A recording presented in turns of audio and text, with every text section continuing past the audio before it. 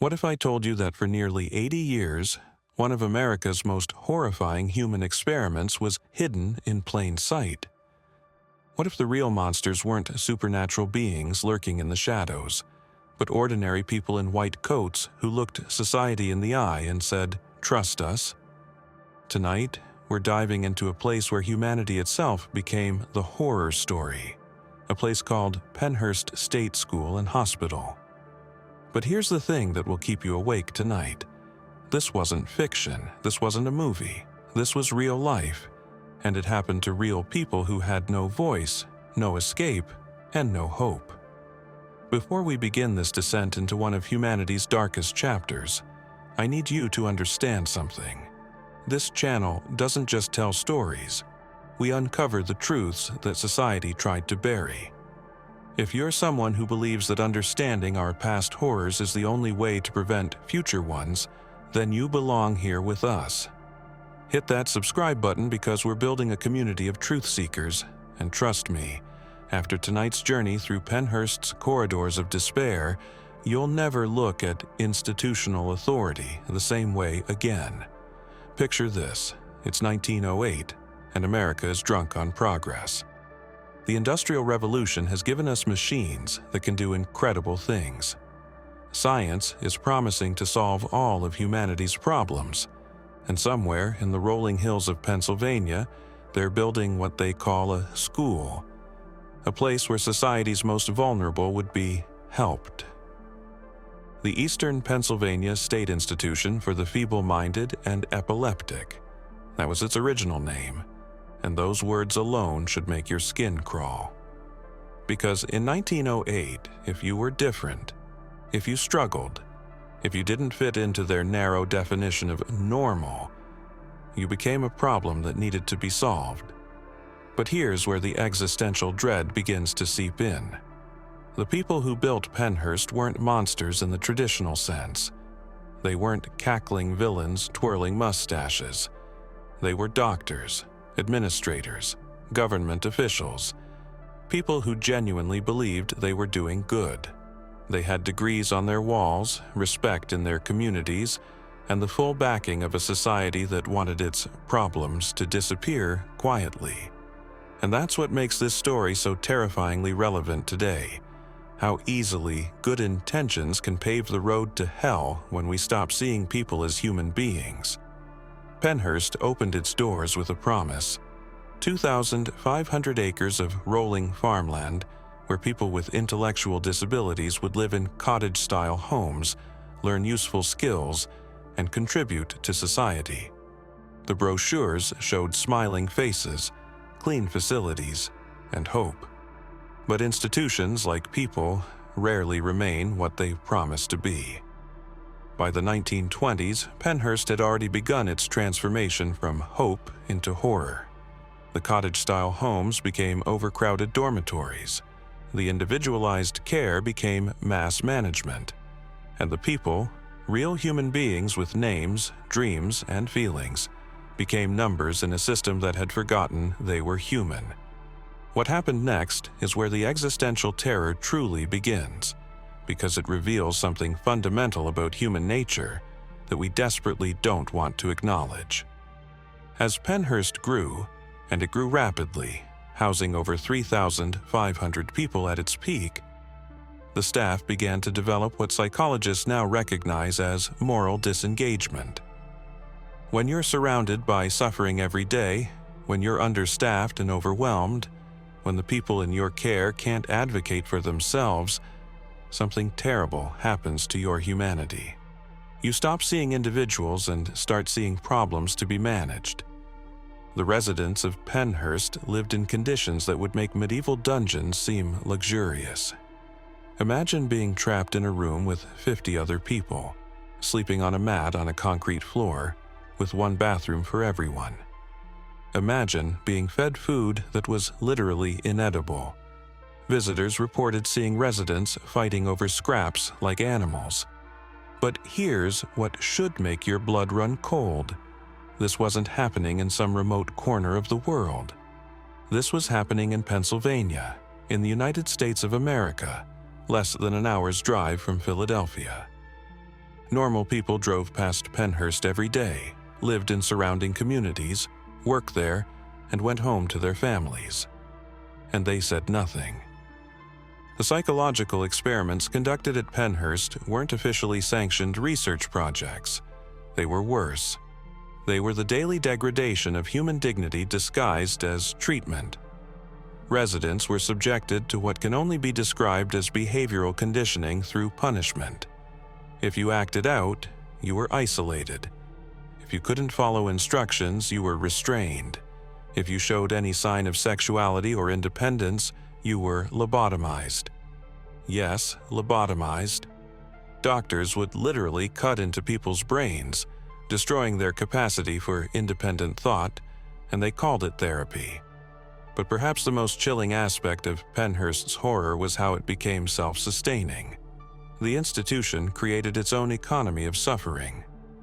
Residents worked the farms, did the laundry, cleaned the buildings, and maintained the grounds, all without pay, of course.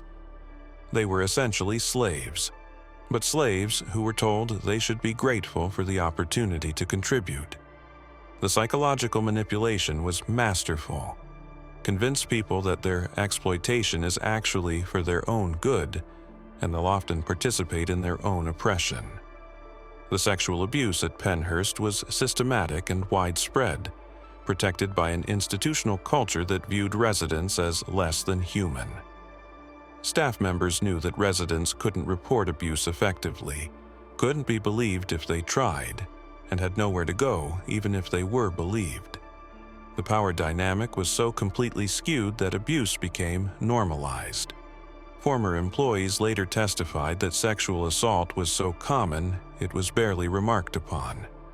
And here's the existential horror that should shake you to your core. This happened because society created a class of people who were considered unworthy of basic human rights. But let me tell you about the children of Pennhurst, because that's where this story becomes truly unbearable. Imagine being 5 years old and being dropped off at this place by parents who were told it was for your own good. Imagine not understanding why you can't go home, why the adults who are supposed to care for you treat you like an animal, why you're always hungry, always cold, always afraid. These children grew up in hell, and many of them never knew anything else. They had no reference point for normal human kindness, no understanding that life could be different. The psychological damage wasn't just a side effect of their treatment.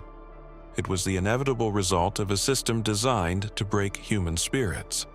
The language used at Pennhurst reveals the depth of dehumanization that took place there. Residents weren't called by their names. They were patients, cases, specimens. Staff didn't speak of helping people. They talked about managing populations and controlling behaviors. The institutional language itself was designed to create psychological distance between the staff and the human beings in their care. When you stop using someone's name, when you reduce them to a diagnosis or a number, you make it easier to justify treating them as less than human. And that's exactly what happened at Pennhurst. Systematic dehumanization disguised as medical professionalism. The families who placed their loved ones at Pennhurst carry their own burden of horror. Many were told by doctors that keeping a disabled child at home would ruin their other children's lives, destroy their marriages, and burden society. These weren't evil people. They were desperate families trying to do what they believed was best in a society that offered them no support and no alternatives. But here's the existential nightmare. Many of these families never visited Pennhurst after dropping off their loved ones. They signed the papers, drove away, and tried to forget. Some told neighbors their disabled children had died rather than admit they were institutionalized. The shame and guilt created by this system didn't just destroy the lives of the residents, it shattered entire families.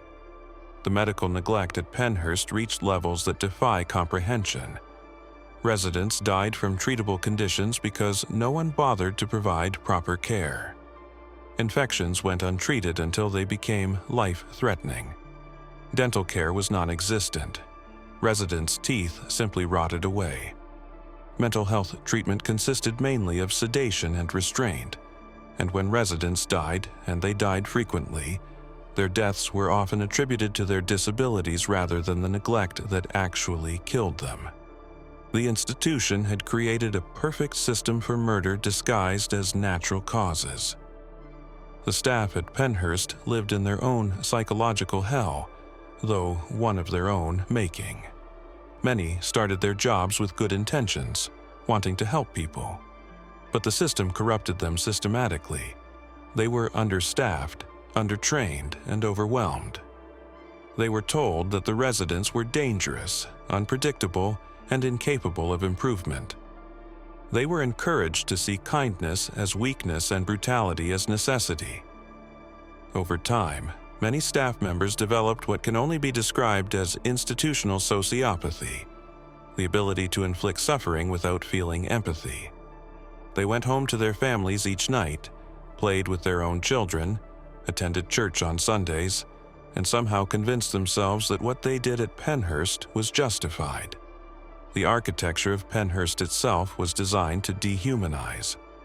The buildings were massive, institutional structures with long, sterile corridors, small windows, and minimal natural light. The dormitories were warehouse-like spaces where dozens of people were crammed together with no privacy, no personal belongings, and no dignity. The design wasn't accidental. It was based on the theory that people with disabilities didn't need or deserve the comforts that normal humans required. Every aspect of the physical environment reinforced the message that the residents were less than human. The architecture itself was a form of psychological torture, designed to break down individual identity and create a mass of manageable bodies. The economic interests that kept Pennhurst operating reveal another layer of systemic evil. The institution was a significant employer in the local community, providing jobs for hundreds of people. Local businesses profited from supplying the institution. Politicians received campaign contributions from companies that had contracts with Pennhurst. There was an entire economic ecosystem built around the suffering of vulnerable people. When reform efforts began, they were often opposed not just by ideological resistance but by financial interests that profited from the status quo. The residents of Pennhurst weren't just victims of medical malpractice. They were casualties of a system that turned human suffering into profit. The religious dimension of Pennhurst's horror adds another layer of existential dread. Many of the staff and administrators were religious people who attended church regularly and considered themselves moral. They somehow reconciled their faith with their participation in systematic cruelty. Some even justified the mistreatment of residents as God's will, arguing that disabled people were being punished for sins or were somehow part of a divine plan that included suffering. The chaplains who served at Pennhurst often focused on preparing residents for death rather than advocating for better treatment in life. Religion, which should have been a source of moral guidance and compassion, was twisted into a justification for cruelty. What makes Pennhurst's story so existentially terrifying is not just what happened there, but how it was allowed to happen. This wasn't a rogue operation run by sadists. This was state-sanctioned, tax-funded, and socially approved. Families were told that institutionalizing their disabled children was the kindest thing they could do. Society was told that people with disabilities needed to be separated for everyone's good. And the medical establishment provided the scientific justification for treating human beings like laboratory animals. The cover-up at Pennhurst was as systematic as the abuse itself. When inspectors came, residents were coached on what to say or were simply hidden from view. When reporters tried to investigate, they were given sanitized tours of showcase areas while the horror remained behind locked doors. When families asked questions, they were told that their loved ones were receiving the best possible care and that their concerns were unfounded. The gaslighting was institutional level, designed to make anyone who questioned the system doubt their own perceptions. It wasn't until the 1960s that cracks began to appear in Pennhurst's facade of legitimacy. A young reporter named Bill Baldini convinced NBC to let him investigate conditions at state institutions. What he found at Pennhurst was so shocking that when the documentary aired, it caused a national outcry. But here's what should terrify you. Baldini's exposé, called "Suffer the Little Children," only happened because he was persistent enough to keep pushing when everyone else wanted to look away. How many other Pennhursts might still exist today, hidden behind bureaucratic walls and public indifference? The footage that Baldini captured at Pennhurst is some of the most disturbing ever recorded in American history. He filmed residents lying naked in their own filth, eating food off the floor like animals, rocking back and forth in empty rooms with nothing to do but wait for death. He documented children who had been abandoned there as infants and had grown into adults who had never experienced love, kindness, or even basic human contact. The images were so shocking that many television stations initially refused to air them, fearing they were too graphic for public consumption. But Baldini fought to have them shown because he understood that the public's comfort was less important than the residents' lives. The public reaction to Baldini's documentary reveals something crucial about human nature. Many viewers were genuinely shocked and horrified, but their outrage was often temporary. People watched the footage, felt bad for a few days, maybe wrote some letters to politicians and then moved on with their lives. The residents of Pennhurst continued to suffer while the public's attention turned to other issues. This pattern, brief outrage followed by willful forgetting, is perhaps one of the most terrifying aspects of the Pennhurst story. It demonstrates how easily we can compartmentalize horror when it doesn't directly affect us. The legal proceedings that followed the exposure of Pennhurst's conditions took on the character of a moral reckoning. In 1974, a class action lawsuit was filed on behalf of the residents, alleging that their constitutional rights had been violated. The case, Halderman v. Pennhurst, became a landmark in disability rights law. But what's most chilling about the legal process is how it revealed the depth of institutional resistance to change. Lawyers for the state argued that the residents didn't have the same constitutional rights as other citizens, that their disabilities somehow made them less entitled to humane treatment. They fought tooth and nail to maintain a system that everyone knew was barbaric because admitting wrongdoing would have opened the floodgates to lawsuits and criminal charges. During the legal battle, investigators discovered that Pennhurst had been conducting unauthorized medical experiments on residents for decades. People were given experimental drugs without consent, subjected to unnecessary surgeries, and used as test subjects for various treatments that had no scientific basis. The residents had essentially been turned into human guinea pigs, their bodies and minds exploited in the name of medical research. What makes this even more horrifying is that many of these experiments were conducted by respected physicians from prestigious universities who saw the residents as convenient subjects who couldn't object or complain. The legal battle to close Pennhurst took decades. Think about that, decades. Even after the world knew what was happening there, even after lawsuits were filed and court orders were issued, Pennhurst continued operating. The residents continued suffering. The system continued grinding forward because changing institutions is harder than maintaining them, even when those institutions are demonstrably evil. And that's perhaps the most existentially frightening lesson of all, how resistant systems can be to change, even in the face of overwhelming evidence of their harm. Pennhurst finally closed in 1987, nearly 80 years after it opened. The last resident was transferred to a community-based program, and the buildings were abandoned to decay. But here's what should keep you awake at night. Pennhurst didn't close because humanity suddenly became more compassionate. It closed because of legal pressure, media exposure, and changing economics. Not because we fundamentally changed how we view and treat people who are different from us. Today, Pennhurst stands as a monument to human evil disguised as benevolence. The buildings are crumbling, but the lessons remain as relevant as ever. Because the same mindset that created Pennhurst, the belief that some people are less worthy of dignity and rights than others, still exists in our world today. It manifests in different ways, targets different groups, and uses different justifications, but the core evil remains the same: the willingness to dehumanize others for the supposed greater good. The survivors of Pennhurst who are still alive today carry scars that will never heal. Many struggle with basic social interactions because they never learned normal human relationships. They suffer from complex trauma that goes far beyond what we typically understand as PTSD. Some have never been able to live independently, not because of their original disabilities, but because of the psychological damage inflicted on them at Pennhurst.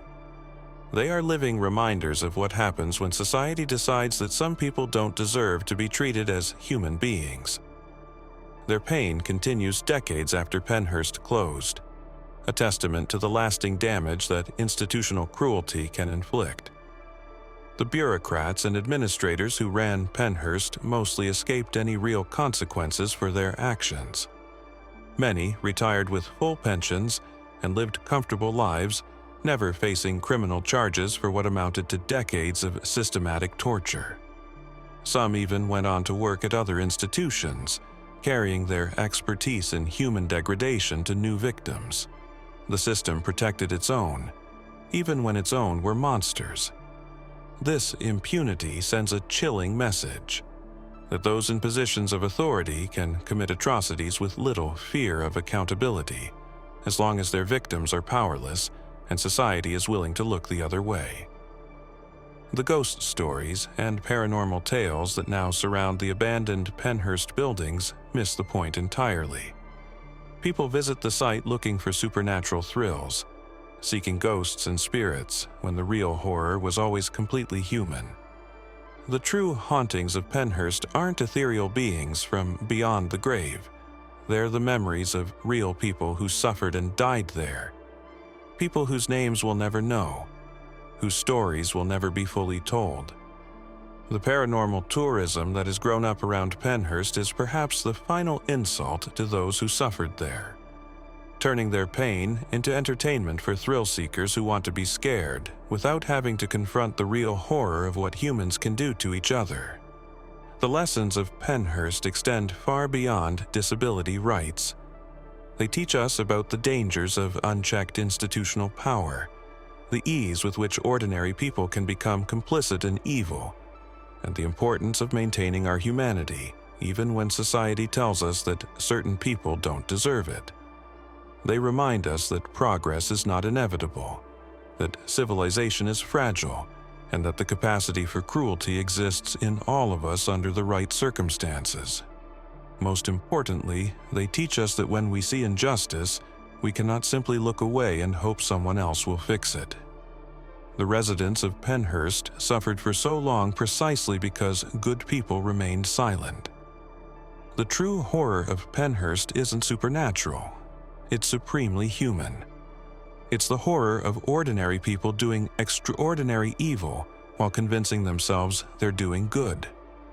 It's the horror of a society that chooses willful ignorance over uncomfortable truth.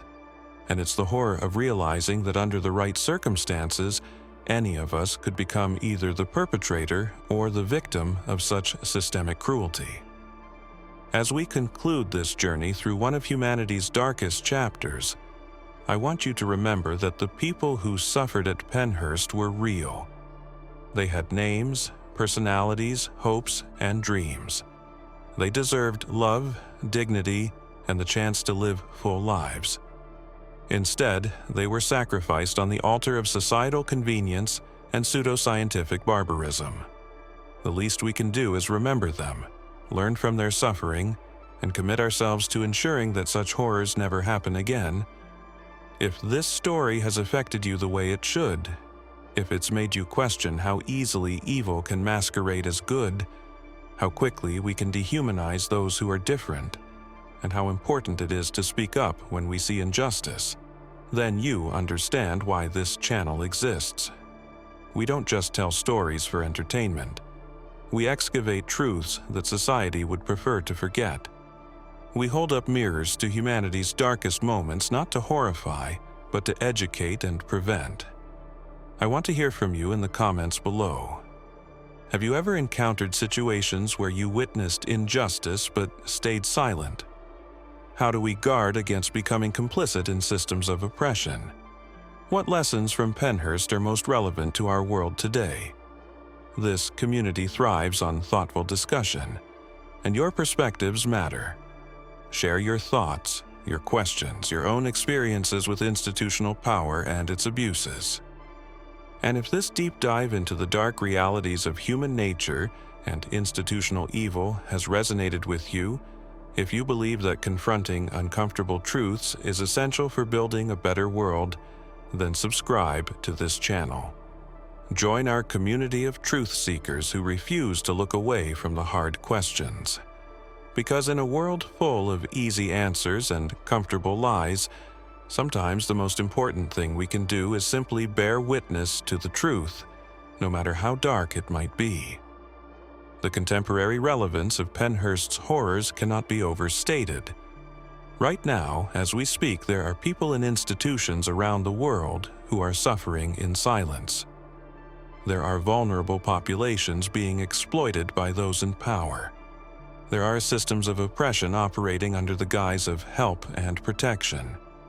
The methods may have evolved, the language may have changed, but the fundamental dynamic remains the same. Those with power deciding that certain people are expendable, and society looking the other way because it's easier than confronting uncomfortable truths. Think about the immigration detention centers where children are separated from their families. Think about the elder care facilities where abuse goes unreported. Think about the prisons where solitary confinement drives people insane.